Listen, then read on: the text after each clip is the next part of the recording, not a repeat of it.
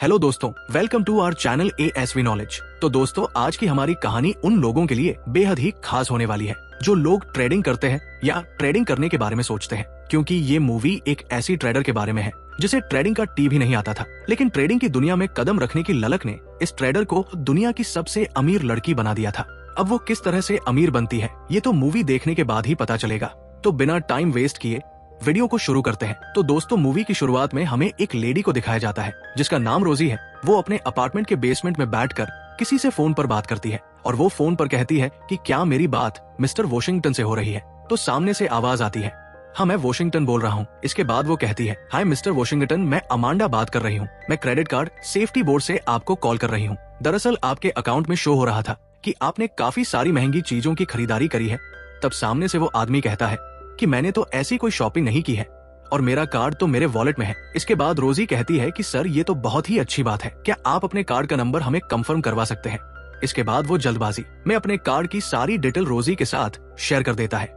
इसके बाद रोजी कॉल कट कर देती है। अब वो एक फार्मा फिनिक्स नाम की वेबसाइट पर जाकर अपने लिए कुछ दवाइयां ऑर्डर करती है। दरअसल रोजी डिप्रेशन और एंजाइटी की पेशेंट है, इसलिए वो अपने लिए कुछ दवाइयां ऑर्डर करती है। अब वो उनकी पेमेंट वॉशिंगटन के क्रेडिट कार्ड से करती है। अब दवाइयां ऑर्डर करते समय रोजी को एक प्रॉब्लम होती है। दरअसल ऑर्डर करने से पहले वेबसाइट पर किसी भी डॉक्टर का प्रिस्क्रिप्शन सेंड करना होगा, तभी मेडिसिन ऑर्डर की जा सकती है। इसके बाद वो फेक प्रिस्क्रिप्शन तैयार करती है और उसे वेबसाइट पर डाल देती है। कुछ टाइम बाद रोजी के पास फार्मा फिनिक्स नाम की मेडिसिन डिलीवर हो जाती है। इसके बाद वो वॉशिंगटन के क्रेडिट कार्ड से काफी सारी शॉपिंग करती है और उन्हें दूसरी वेबसाइट पर रीसेल कर देती है और इस तरह वो वॉशिंगटन के कार्ड से लगभग $7400 खर्च कर चुकी थी। अब जब वो दोबारा से कुछ खरीदने के लिए वेबसाइट पर जाती है तो कार्ड डिक्लाइन हो जाता है। अब वेबसाइट पर एक एडवर्टाइजमेंट आती है जिसमें दिखाया जाता है कि ट्रेडिंग में इन्वेस्टिंग करो, लेकिन रोजी को तो ट्रेडिंग का टी भी नहीं आता। वो ना तो इन्वेस्टिंग के बारे में कुछ जानती है और ना ही उसे ट्रेडिंग के बारे में ज्यादा कुछ पता था, लेकिन वो इसमें अपना इंटरेस्ट दिखाती है। इसलिए वो डिसाइड करती है कि वो सबसे पहले ट्रेडिंग की बेसिक नॉलेज लेगी। इसलिए वो ट्रेडिंग की एक बुक ऑर्डर करती है। अब वो उस बुक को पढ़ने लगती है और ट्रेडिंग के बारे में ज्यादा से ज्यादा जानकारी लेती है। वो बुक में पढ़ती है कि ट्रेडिंग कई तरह से की जाती है, लेकिन ज्यादातर लोग डे ट्रेडिंग और लॉन्ग टर्म ट्रेडिंग ज्यादा करते हैं। डे ट्रेडिंग आपको जल्दी अमीर भी बना सकती है और उतनी ही जल्दी गरीब भी बना सकती है, लेकिन लॉन्ग टर्म ट्रेडिंग में आपकी इन्वेस्टिंग का रिस्क थोड़ा कम रहता है और प्रॉफिट भी आपको लेट से ही मिलेगा। इसके बाद वो आगे पढ़ती है कि stock market bull versus bear की फाइट के ऊपर बेस्ड है।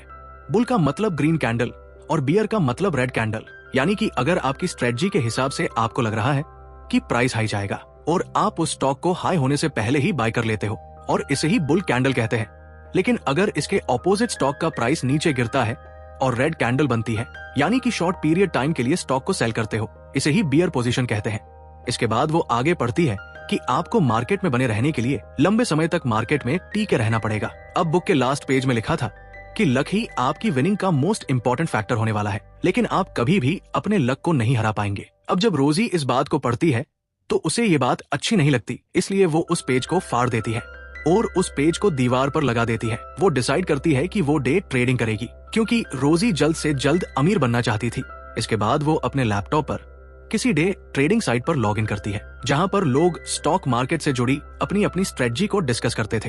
रोजी उनकी स्ट्रेटजी को बड़े ही ध्यान से समझती है। इसके बाद रोजी बॉब द ब्रोकर नाम के एक अकाउंट को फॉलो करती है, क्योंकि बॉब ने वेबसाइट पर कैंडल स्टिक और पैटर्न से जुड़े कई सारे ट्यूटोरियल डाल रखे थे। वो उन सभी ट्यूटोरियल्स को देखने लगती है और बॉब के द्वारा बताए गए सभी पैटर्न को याद रखने लगती है और स्टॉक मार्केट के सभी रूल्स को भी अच्छे से समझती है। अब कुछ टाइम बाद रोजी डे ट्रेडिंग करने के लिए तैयार हो जाती है। उसे लगता है कि वो अच्छे से ट्रेडिंग कर सकती है, लेकिन पहले ही दिन उसे लगभग $700 का लॉस झेलना पड़ता है। इतना सारा लॉस देखकर रोजी को काफी ज्यादा गुस्सा आता है। वो एक पेपर पर अपनी पहली ट्रेडिंग का फाइनल रिजल्ट लिखती है। वो हिम्मत नहीं हारती और सोचती है कि कल वो अच्छा प्रॉफिट कमाएगी, लेकिन अगले दिन भी उसे लॉस उठाना पड़ता है। अब ऐसे करते करते वो काफी सारे पैसे खो चुकी थी। वो रोज रोज के लॉस से परेशान हो चुकी थी। उसे लगने लगा था कि वो ट्रेडिंग के लिए नहीं बनी है। वो बहुत बड़ी लूजर है। वो हर रोज ट्रेडिंग के फाइनल रिजल्ट को पेपर पर लिखती है। इतने ज्यादा लॉस को देखते हुए वो पेपर पर खुद के लिए लूजर लिखती है। वो डिसाइड करती है कि कल वो अपनी लाइफ की लास्ट ट्रेडिंग करेगी। अगर कल भी उसे लॉस हुआ तो कभी ट्रेडिंग नहीं करेगी। अब अगले दिन जब वो ट्रेडिंग करती है तो पहली बार उसे प्रॉफिट देखने को मिलता है, जिसे देखकर वो काफी खुश होती है। वो एक पेपर पर खुद के लिए विनर लिखती है अब अगले दिन भी उसे प्रॉफिट होता है। प्रॉफिट को देखकर उसका थोड़ा कॉन्फिडेंस बढ़ने लगता है। अब वो डेली थोड़ा थोड़ा प्रॉफिट करने लगी है। उसे लगने लगा था कि अब वो पूरी तरह से ट्रेडिंग स्ट्रेटजी को सीख चुकी है। इसलिए वो फैसला करती है वो एक बड़ा ट्रेड करेगी ताकि वो बड़ा प्रॉफिट कर सके। इसलिए वो एक फार्मा कंपनी के स्टॉक में इन्वेस्ट करने का फैसला करती है, क्योंकि उसे लगता है कि उस कंपनी का शेयर जल्द ही गिरने वाला है। अब अगले दिन वो सुबह सुबह उठकर भगवान से प्रे करने लगती है और भगवान की थैंकफुल होती है। अब वो डेल्टा फार्मास्यूटिकल कंपनी के बारे में सर्च करने लगती है। तभी उसे पता चलता है कि आज इस कंपनी के उस एंटी कैंसर ड्रग का रिजल्ट आने वाला है, जिसका क्लिनिकल ट्रायल मरीजों पर करवाया जा चुका है और जल्द ही इसका रिजल्ट अनाउंस हो जाएगा। अब रोजी भगवान से प्रे करती है कि वो इस ट्रेड को जीत जाए, क्योंकि उसने अपना सब कुछ इस कंपनी के स्टॉक पर लगा दिया था। अब रोजी को लगता है कि इस कंपनी का ट्रायल फेल होगा और कल इस कंपनी का स्टॉक गिर जाएगा। अब अपनी इस स्ट्रेटजी को वो मार्केट माउथ नाम के सोशल मीडिया पर भी पोस्ट कर देती है, जिस पर उसने डेज नाम से अपनी प्रोफाइल बनाई थी। रोजी पोस्ट करते हुए लिखती है कि आज मैंने डेल्टा फार्मास्यूटिकल पर शॉट लगाया है और मुझे उम्मीद है कि ये स्टॉक गिरने वाला है। इस बारे में आप लोगों की क्या राय है? अब कई लोग रोजी की इस पोस्ट पर कमेंट करते हैं और अपनी अपनी राय देते हैं। रोजी लगभग 2000 शेयर खरीद लेती है। अब अगले दिन सुबह 9:30 बजे जब मार्केट ओपन होती है तो डेल्टा का शेयर ग्रीन कैंडल बनाने लगता है और देखते ही देखते रोजी का लॉस भी दिखाई देने लगता है। अपने लॉस को देखकर रोजी घबरा जाती है। अब मार्केट में 12:30 हो गए थे और मार्केट का लंच टाइम हो गया था, तो रोजी भी अपनी पिछले कल वाली पोस्ट के कमेंट पढ़ने लगती है, जिस पर कई सारे लोग उसकी स्ट्रेटजी का मजाक बना रहे थे और उसे लूसर बोल रहे थे। ये सब देखकर वो और ज्यादा परेशान हो जाती है। अब जब दोबारा से मार्केट चलती है तो अभी भी फार्मास्यूटिकल का स्टॉक ग्रीन कैंडल ही बना रहा था। ये देखकर रोजी की घबराहट दुगनी स्पीड से बढ़ने लगती है और मेरे ख्याल से ऐसी फीलिंग उन सभी ट्रेडर्स को भी होती होगी जो ट्रेडिंग करते हैं और अपनी सारी इन्वेस्टमेंट एक ही ट्रेड पर लगा देते हैं। ऐसा ही हाल रोजी का भी हो रहा था। अब धीरे धीरे टाइम निकलता जा रहा था और अपने लॉस को देखकर रोजी का गुस्सा भी बढ़ रहा था। वो बुक से अपने आप को ही मारने लगती है और सोचती है कि उसने इस ट्रेड में अपना सारा पैसा क्यों लगा दिया। अब मार्केट कुछ ही देर में बंद होने वाली थी, लेकिन कुछ टाइम बाद डेल्टा के स्टॉक ने एक बड़ी सी रेड कैंडल बनानी शुरू कर दी थी। रेड कैंडल को देखकर उसे थोड़ा रिलैक्स फील होता है। अब देखते ही देखते डेल्टा का स्टॉक लगातार नीचे गिरता रहता है और रोजी का लॉस भी कम होने लगा था। फिर एक टाइम के बाद उसका लॉस प्रॉफिट में बदलने लगा था। अब मार्केट में भी न्यूज फैल चुकी थी कि डेल्टा फार्मास्यूटिकल की मेडिसिन का क्लिनिकल ट्रायल फेल हो गया है, जिसकी वजह से सभी अपनी इन्वेस्टमेंट को डेल्टा से निकालने लग जाते हैं। अब रोजी का लगाया हुआ टारगेट भी अचीव हो जाता है। वहीं मार्केट माउथ पर सभी लोग डेल्टा कंपनी को गालियां देने लगते हैं। वहीं ये सब देखकर रोजी काफी खुश होती है, क्योंकि मार्केट माउथ पर सभी लूजर थे और वो अकेली विनर थी। साथ ही आज उसने काफी अच्छा प्रॉफिट अर्न कर लिया था। अब मार्केट क्लोज हो जाती है। फिर रोजी अपना प्रॉफिट एक पेज पर लिखती है। अब अगले सीन में दिखाया जाता है कि वो सिगरेट पीती है। तभी उसके लैपटॉप पर एक मैसेज आता है, जो कि बॉब द ब्रोकर नाम के उसी आदमी ने किया था, जिसके ट्यूटोरियल वो देखा करती थी। बॉब मैसेज में लिखता है, आज तुमने काफी अच्छी कॉल दी थी, तुम कब से ट्रेडिंग कर रही हो? तो इस पर रिप्लाई करते हुए रोजी कहती है कि मैं पिछले 1 महीने से तुम्हारे ट्यूटोरियल देख रही हूँ और आज मेरा पहला रियल ट्रेड था। ये सुनकर बॉब उसकी तारीफ करता है और उससे वीडियो कॉल पर बात करने को कहता है, लेकिन रोजी मना कर देती है। वो कहती है कि नॉर्मल कॉल पर बात कर सकते हैं। अब वो नॉर्मली कॉल पर बात करते हैं। फिर बॉब उससे पूछता है कि तुमने कैसे प्रेडिक्ट किया कि आज स्टॉक गिरने वाला है? तो रोजी कहती है, अक्सर फार्मास्यूटिकल कंपनी के मेडिसिन के ट्रायल के वक्त उसका स्टॉक ऊपर जाता है और जब रिजल्ट अच्छा नहीं आता तो स्टॉक नीचे गिर जाता है। मैंने इसी बात को नोटिस करके शॉर्ट किया था। तो बॉब उसकी फिर से तारीफें करने लगता है। अब वो काफी देर तक ऐसे ही बातें करते हैं। अब अगले दिन रोजी अपने रूम में डिजिटल लाइट लगाती है, जिसमें अगर उसे लॉस होगा तो रेड लाइट जलने लग जाएगी और अगर वो प्रॉफिट में है तो ग्रीन लाइट जलने लगेगी। उसने ये लाइट इसलिए लगाई थी ताकि वो अपनी ट्रेड पर अच्छे से फोकस कर सके और लॉस को देखकर वो ज्यादा पैनिक रिएक्ट ना करे। अब रोजी अपने काम में लग जाती है। अब वो उन सभी फार्मा कंपनी के स्टॉक को निकालने लगती है जो फार्मा कंपनी अपनी मेडिसिन का क्लिनिकल ट्रायल करवा रही थी या फिर जल्द ही करवाने वाली है, साथ ही जिनका रिजल्ट हाल फिलहाल में ही अनाउंस होने वाला है। इसके बाद रोजी उन कंपनियों के बारे में डार्क वेब से जो भी छोटी मोटी इन्फॉर्मेशन मिलती है उन्हें कलेक्ट करने लगती है। फिर वो मार्केट माउथ पर भी कुछ डमी अकाउंट बनाकर पोस्ट करते हुए कहती है कि आज मैंने इस कंपनी का शेयर खरीदा है क्योंकि इसका शेयर ऊपर जाएगा, इस कंपनी के क्लिनिकल ट्रायल सक्सेसफुल होंगे और अपनी स्ट्रेटजी को पोस्ट के जरिए सबको बताती है। ऐसा करके वो माउथ मार्केट पर लोगों के बीच हाइप क्रिएट करती है ताकि उसकी पोस्ट के बहकावे में आकर ज्यादा से ज्यादा लोग उन कंपनियों के शेयर को बाय करने लग जाए, जिससे जब वो शेयर लॉस में जाएगा तो रोजी उसका फायदा उठा सके। और अच्छा प्रॉफिट जनरेट कर सके। अब अपनी तरकीब से वो काफी सारा प्रॉफिट कमा लेती है। इसके अलावा वो बॉब के साथ भी लगातार टच में रहती है। वो बॉब को भी वो सब बताती है जो वो एनालाइज करती है, और बॉब से भी उसे कई सारी इंफॉर्मेशन मिल जाया करती थी। अब रोजी अपने बेसमेंट में पूरी तरह से अकेली रहती थी और वो बाहर भी नहीं जाती थी, जिस वजह से उसका पूरा फोकस सिर्फ ट्रेडिंग पर रहता था। वो हर दिन कुछ नया करती थी। वो काफी खुश होती है कि उसे मार्केट की अच्छी नॉलेज हो चुकी है। अगले दिन रोजी फिर से फार्मा कंपनी की लिस्ट देखती है जिनकी मेडिसिन का क्लिनिकल ट्रायल जल्द ही होने वाला था। तभी उसकी नजर क्लीन थेरेप्यूटिक्स नाम की एक कंपनी पर पड़ती है। उसे वो नाम कुछ जाना पहचाना सा लगता है। असल में रोजी अपनी एंजाइटी को कम करने के लिए जिन दवाइयों का यूज करती थी वो दवाइयां उसी कंपनी की थी। इसी वजह से रोजी को वो नाम जाना पहचाना सा लगता है। अब वो उस कंपनी की डिटेल जानने के लिए उसकी वेबसाइट पर जाती है। तभी रोजी को कंपनी की वेबसाइट पर उस कंपनी के सीईओ की ऑडियो फाइल मिलती है, जिसमें कंपनी की सीईओ अनाउंस कर रही थी कि उनकी कंपनी जल्दी ही एक नई मेडिसिन का सेकंड फेज का ट्रायल करने वाली है, जिनका यूज स्पेशली स्ट्रेस, डिप्रेशन और एंजाइटी जैसे डिसऑर्डर के लिए किया जाएगा। वो आगे कहती है कि उनकी कंपनी इन सभी प्रॉब्लम की एक प्रॉपर मेडिसिन तैयार कर चुकी है, जिसका ट्रायल 300 मरीजों पर किया जाएगा और ट्रायल के लगभग 9 महीने बाद हमारी मेडिसिन का रिजल्ट आएगा। इतना सब सुनने के बाद रोजी बॉब से ट्रेडिंग के बारे में बात करने लगती है।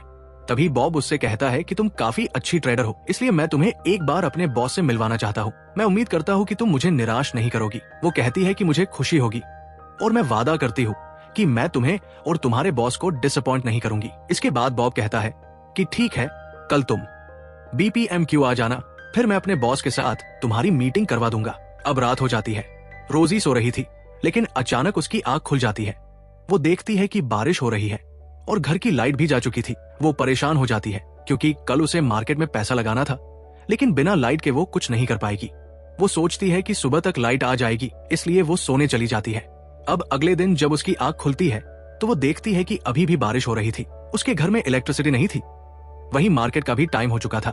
वो इलेक्ट्रिसिटी बोर्ड में कॉल करती है तो सामने से जवाब आता है कि आपके एरिया में इलेक्ट्रिसिटी की ऐसी कोई प्रॉब्लम शो नहीं हो रही है। ये सुनकर वो गुस्से में अपना फोन फेंक देती है। वो लाइट आने का वेट करती है, लेकिन लाइट नहीं आती। अब 4 बज चुके थे और लाइट को गए हुए 16 घंटे से ज्यादा का समय हो चुका था। मार्केट भी क्लोज हो गई थी। मार्केट क्लोज होने के कुछ देर बाद वहाँ इलेक्ट्रिसिटी आ जाती है। फिर रोजी जल्दी से अपना फोन चार्ज करती है। तभी उसके फोन पर बॉब के कई सारे मैसेज और कॉल होती है। रोजी तुरंत उसे कॉल करती है, लेकिन बॉब उससे काफी नाराज था। वो काफी देर तक रोजी पर चिल्लाता है, उसे बुरा भला सुनाता है। दरअसल जिस स्टॉक में उन लोगों ने पैसा लगाने का डिसाइड किया था वो स्टॉक गिरा ही नहीं था, जिस वजह से उनका काफी लॉस हो गया था। इसलिए वो रोजी पर काफी गुस्सा करता है और गुस्से में कॉल कट कर देता है। अब रोजी को भी अपनी किस्मत पर काफी गुस्सा आता है, लेकिन वो दोबारा से बॉब को कॉल करती है और वो बॉब से कहती है कि उसका कॉन्फिडेंस बिल्कुल डाउन हो चुका है। क्या उसके पास कोई ऐसा ड्रग है जिससे वो दोबारा से अपना कॉन्फिडेंस बूस्ट कर सके, क्योंकि लॉस की वजह से उसका मोटिवेशन डाउन हो गया था, इसलिए वो खुद को चार्ज करना चाहती है। फिर बॉब उसे एक ड्रग बनाने के लिए कहता है। वो उसे बताता है कि उस ड्रग्स को कैसे बनाना है, उसमें क्या क्या मिलाना है। इसके बाद रोजी उस ड्रग के इंग्रेडिएंट कॉपी में लिखने लगती है। इसके बाद वो बॉब से पूछती है कि इससे पहले किसी ने इस ड्रग को ट्राई किया है। तो बॉब कहता है, हाँ, मेरे एक दोस्त ने ये ड्रग ट्राई की हुई है। वो आगे कहता है कि ध्यान रहे कि डोज ज्यादा ना हो, क्योंकि ज्यादा डोज की वजह से तुम्हारी जान भी जा सकती है। अब कॉल कट जाती है। फिर रोजी अपने लिए उस ड्रग को तैयार करने लगती है। फिर वो उस ड्रग को ले लेती है, लेकिन ड्रग लेने के बाद रोजी को अपने ऊपर कंट्रोल नहीं रहता। उसे सारी चीजें मूवमेंट करती हुई दिखाई देने लगती है और वो बेहोश हो जाती है। अब अगले दिन जब उसका नशा उतरता है तो वो घबराकर एकदम नींद से जाग जाती है। वो देखती है कि उसके हाथ में चाकू है और उसकी वॉल पर खून से एक एरो का निशान बना हुआ है। अब ये सब देखकर उसे समझ नहीं आता कि ये सब क्या हो रहा है। वो उस निशान की तरफ जाती है जो उसने नशे में बनाया था। वो इधर उधर देखने लगती है। वो देखती है कि नशे की हालत में उसने काफी कुछ कर दिया। उसने एक पेपर पर किसी जॉन हैमिल्टन का नाम भी लिखा हुआ था। वो नशे में भी क्लीन थेरेप्यूटिक्स कंपनी के ऊपर रिसर्च कर रही थी। ये कंपनी हाल में ही अपनी ट्रॉमा स्ट्रेस डिसऑर्डर की दवाई का क्लिनिकल ट्रायल कर रही थी। इसके बाद रोजी नेट पर जॉन हैमिल्टन नाम के आदमी के बारे में पता लगाने लगती है, लेकिन उसे इस नाम के काफी सारे नाम दिखाई देते हैं। उसे समझ नहीं आता कि नशे की हालत में वो किस हैमिल्टन को फाइंड करना चाहती थी, इसलिए वो याद करने लगती है कि वो इस आदमी को क्यों फाइंड करना चाहती थी। इसके बाद वो जॉन हैमिल्टन डेथ के नाम से सर्च करती है तो उसके सामने जॉन हैमिल्टन की डेथ न्यूज आ जाती है, जिसमें वो पढ़ती है कि जॉन एक 25 साल का आर्मी ऑफिसर था जो पुलिस के साथ किसी मुठभेड़ में मारा गया और पुलिस ने इल्जाम लगाया था कि जॉन हैमिल्टन मेंटल क्राइसिस से गुजर रहा था, जिस वजह से उसकी जान चली गई। अब वो जॉन के बारे में और न्यूज पढ़ने लगती है। इसके बाद रोजी को जॉन की माँ का एक इंटरव्यू भी दिखाई देता है, जिसमें उन्होंने दावा किया था कि उनके बेटे की कोई भी मेंटल हेल्थ हिस्ट्री नहीं थी, वो बिल्कुल हेल्थी था। साथ ही जॉन के भाई ने भी मीडिया को अपना इंटरव्यू देते हुए कहा था कि उसका भाई पागल नहीं था। अब रोजी को समझ नहीं आता कि उसने जॉन का नाम क्यों लिखा था। तभी उसे जॉन के नाम के पीछे शॉर्ट में CLN लिखा हुआ दिखाई देता है। उसे देखकर रोजी समझ जाती है कि जॉन का क्लीन थेरेप्यूटिक्स कंपनी के साथ कोई कनेक्शन था। अब वो क्लीन थेरेप्यूटिक्स के उन लोगों की लिस्ट निकालती है जिनके ऊपर क्लिनिकल ट्रायल चलाया जा रहा था। उस लिस्ट में तकरीबन 200 लोगों का नाम सामने आता है। अब रोजी उन नामों को पढ़ने लगती है। तभी उसे जॉन हैमिल्टन का नाम दिखाई देता है, यानी कि क्लीन थेरेप्यूटिक्स जॉन के ऊपर भी ट्रायल कर रही थी, जिसका मतलब ये था कि ये कंपनी आम लोगों के साथ साथ आर्मी ऑफिसर के ऊपर भी अपना ट्रायल कर रही थी। ये देखकर वो काफी खुश हो जाती है। अब वो जैसे तैसे करके जॉन हैमिल्टन की माँ का नंबर निकालकर उन्हें कॉल करती है। रोजी जॉन की माँ से कहती है, मेरा नाम मॉली है और मैं एक लॉ फर्म के लिए काम करती हूँ। मैं बस जानना चाहती हूँ कि आपके बेटे के साथ क्या हुआ था। इस पर जॉन की माँ कहती है कि पुलिस वालों ने जॉन के ऊपर गोली जरूर चलाई थी, लेकिन उसकी मौत गोली लगने की वजह से नहीं हुई थी, बल्कि किसी कंपनी की दवाई का ट्रायल उसकी बॉडी पर किया जा रहा था और गलत डोज की वजह से उसकी हालत बिगड़ने लगी थी, जिसकी वजह से उसे गलत गलत ख्याल आते थे। तभी एक दिन अचानक पुलिस उनके घर आई और उन्होंने कहा कि जॉन ने किसी की जान ले ली है। इसके बाद वो गोली चलाकर जॉन का एनकाउंटर कर देते हैं। इसके बाद वो रोने लगती है। अब फोन कट जाता है। अब जॉन की माँ की बात सुनकर रोजी के मन में एक प्लान बनता है, इसलिए वो जॉन के भाई को भी कॉल करती है। उसका भाई भी जॉन की मौत से काफी दुखी था। अब रोजी जैक को उकसाने लगती है कि तुम्हारे भाई की मौत क्लीन थेरेप्यूटिक्स कंपनी की वजह से हुई है। तुम्हारा भाई तो इस दुनिया में नहीं रहा, लेकिन ये कंपनी बिलियंस ऑफ डॉलर कमा रही है और आगे चलकर भी ये हर दिन मुनाफा करती रहेगी, लेकिन इस कंपनी की वजह से तुम्हारा भाई मारा गया। अब जैक को ये सुनकर और ज्यादा गुस्सा आने लगता है। फिर रोजी कहती है कि क्या तुम अपने भाई की मौत का बदला नहीं लेना चाहोगे। अब रोजी जैक को क्लीन थेरेप्यूटिक्स कंपनी के खिलाफ बदला लेने के लिए पूरी तरह से उकसा देती है। अब रोजी क्लीन थेरेप्यूटिक्स कंपनी के हेड ऑफिस की इंफॉर्मेशन निकालती है। वो उस कंपनी की सारी डिटेल निकाल लेती है, साथ ही उस कंपनी का 3D ब्लूप्रिंट भी निकाल लेती है। ऐसा करते हुए उसे रात हो जाती है। इसके बाद वो बॉब को कॉल करती है और उससे कहती है कि मेरे पास एक स्टॉक टिप है। वो बॉब को बताती है कि कल क्लीन थेरेप्यूटिक्स कंपनी के क्लिनिकल ट्रायल का रिजल्ट आने वाला है। इस पर बॉब रोजी से कहता है कि फिलहाल इस स्टॉक के प्राइस $25 है, तो बताओ कल ये स्टॉक कितने ऊपर जाएगा या फिर कितना नीचे आएगा। इस पर रोजी उससे कहती है कि कल ये स्टॉक ऊपर जाने वाला है। इस कंपनी के फार्मा काउंसिल के साथ मेरे कुछ कॉन्टैक्ट है। उन्होंने मुझे क्लिनिकल ट्रायल के रिजल्ट की कॉपी भेजी है और वो कॉपी मैंने तुम्हें भेज दी है। इसके बाद बॉब कहता है कि ठीक है, मैं देखता हूँ।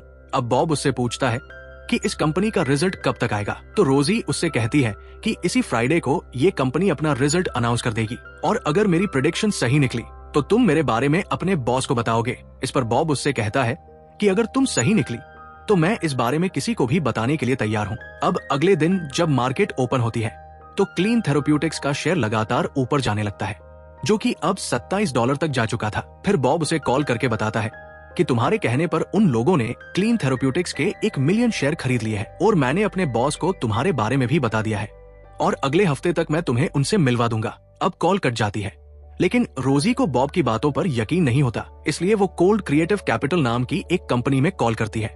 दरअसल ये वही कंपनी है जिसमें बॉब काम करता है। अब वो उस कंपनी के बॉस से बात करती है और कहती है कि मैंने तुम्हारी बेटी को किसी अबॉर्शन क्लिनिक में देखा था। ये सुनकर कोल्ड उससे कहता है कि तुम्हें ये सब कैसे पता चला। तो वो कहती है कि आजकल इंटरनेट का जमाना है, हर चीज ऑनलाइन दिख जाती है। इसके बाद कोल्ड रोजी से कहता है कि बताओ तुम्हें मुझसे क्या चाहिए। तो रोजी उससे कहती है कि तुम्हारी कंपनी में कोई रॉबर्ट बॉब नाम का एम्प्लॉय काम करता है, जिसका दूसरा नाम रॉब द ब्रोकर भी है। तो कोल्ड उससे कहता है कि हाँ, बॉब उसकी कंपनी में काम करता है। इसके बाद रोजी उससे पूछती है कि क्या बॉब ने तुम्हें मेरे बारे में बताया है कि क्लीन थेरेप्यूटिक्स कंपनी की टिप मैंने ही उसे दी थी। तो कोल्ड उससे कहता है कि बॉब ने मुझे इस बारे में कुछ नहीं बताया। ये सुनकर रोजी को थोड़ा बुरा लगता है। फिर वो कोल्ड को बताती है कि क्लीन थेरेप्यूटिक्स का शेयर फ्राइडे तक $3 पर आ जाएगा। तो कोल्ड उससे कहता है कि अगर ऐसा हुआ तो वो खुद उसे कॉल करेगा और बॉब की पोजीशन उसे दे देगा, लेकिन अगर उसकी प्रेडिक्शन फेल हो गई तो वो कभी दोबारा उसे कॉल नहीं करेगी। इस पर रोजी मान जाती है। अब क्लीन थेरेप्यूटिक्स का शेयर $30 तक जा चुका था और रोजी ने $29 की पोजीशन सेट करके अपने शेयर्स को बेच दिया था। अब फ्राइडे वाले दिन रोजी अच्छे से तैयार होती है, क्योंकि आज उसकी बेट का रिजल्ट आने वाला है। उसने अपनी लाइफ की सबसे बड़ी बेट लगाई हुई थी। अब वो जॉन की माँ को कॉल करती है और कहती है कि अब सही समय आ चुका है क्लीन थेरेप्यूटिक्स को नीचे गिराने का। दरअसल रोजी जॉन की फैमिली के साथ एक प्लानिंग करती है जिसमें वो जॉन की माँ से क्लीन थेरेप्यूटिक्स के खिलाफ बयान दिलवाएगी और जॉन के भाई जैक से इस कंपनी के सीईओ का मर्डर करवाना चाहती है ताकि इस कंपनी का शेयर क्रैश कर जाए और नीचे गिर जाए। अब जॉन की माँ मीडिया को अपना बयान दे देती है कि उसके बेटे की हत्या गोली की वजह से नहीं हुई थी, बल्कि क्लीन थेरेप्यूटिक्स कंपनी उसके बेटे की बॉडी पर टेस्ट कर रही थी और उनके टेस्ट फेल हो गए थे, जिस वजह से जॉन की हालत बिगड़ने लगी थी। अब इतनी बड़ी न्यूज बाहर आने के बाद क्लीन थेरेप्यूटिक्स कंपनी का शेयर धीरे धीरे नीचे गिरने लगता है। तभी 12 बजे के आसपास इस कंपनी की सीईओ अपना बयान देती है जिसमें वो कहती है कि उसकी कंपनी जिन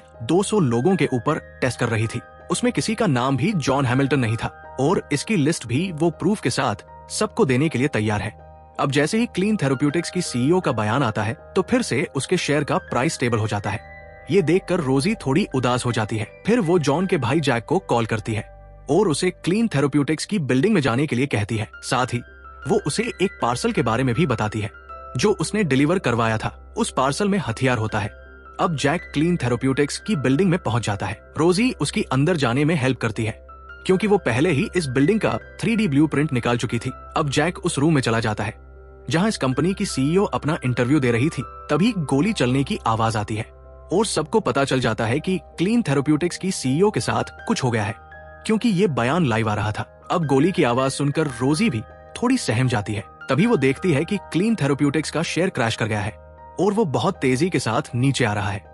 सभी लोग अपने अपने शेयर निकाल रहे थे। तभी रोजी के पास बॉब की कॉल आती है। बॉब उससे कहता है कि मैंने तुम्हारे कहने पर इतने सारे शेयर खरीदे थे लेकिन तुम्हारी प्रेडिक्शन तो गलत साबित हुई। तो रोजी उससे कहती है कि इसकी वजह भी तुम खुद हो। ऐसा कहकर वो कॉल कट कर देती है। अब 4 बजे तक आते आते क्लीन थेरेप्यूटिक्स का शेयर $3 तक आ चुका था और रोजी का प्रॉफिट भी इतना ज्यादा हो चुका था कि उसकी आंखों से आंसू आने लगे थे। वो अपनी लाइफ में इतना ज्यादा प्रॉफिट कमा चुकी थी जिसके बारे में उसने कभी सपने में भी नहीं सोचा था। अब वो काफी ज्यादा खुश होती है और एक पेपर पर खुद के लिए विनर लिखती है। मार्केट भी क्लोज हो चुकी थी। तभी उसके पास कोल्ड की कॉल आती है। वो कहता है कि आज तुम्हारी वजह से हमारी कंपनी को $15 मिलियन का नुकसान हुआ है। तो रोजी उससे कहती है कि वो अगले हफ्ते तक इस लॉस को प्रॉफिट में करवा सकती है और अगर उसने ऐसा किया तो उसे क्या मिलेगा। इस पर कोल्ड उससे कहता है कि अगर वो उसके लॉस को कवर करवा देगी तो उसे काफी खुशी होगी। साथ ही वो बॉब की पोजीशन भी उसे देने के लिए तैयार है।